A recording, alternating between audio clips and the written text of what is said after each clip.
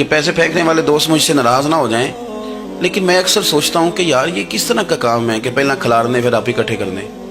تو آپ کٹھی دے دیں جس کو دینے ہیں، ختم ہو جائے بات. یعنی وہ محفل میں نا گپ شپ ہو رہی ہوتی ہے، اکٹھے کرنا لے پان دینا لے، کس چکر میں پڑ گئے.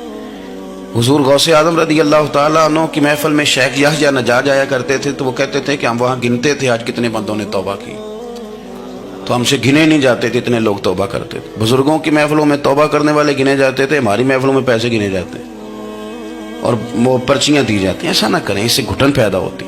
اور پھر جو نوٹوں والے ہوتے ہیں وہ فرنٹ سیٹوں پہ آ جاتے ہیں. بہت سارے غریب سوچتے ہیں کہ میرے پاس بھی اگر کرارے نوٹ ہوتے تو میں بھی آگے ہوتا. تو کم از کم یہ جو میلاد کی محافل ہیں ان میں تو سب کو ایک جیسے رہنے دے، یہاں تو امیر غریب کا فرق نہ ہو، اس کو تو مہربانی کریں. تو نبی پاک صلی اللہ علیہ وسلم کی خدمت میں وہ شخص بڑی دور سے آیا تو عرب کے بادشاہوں کا مزاج تھا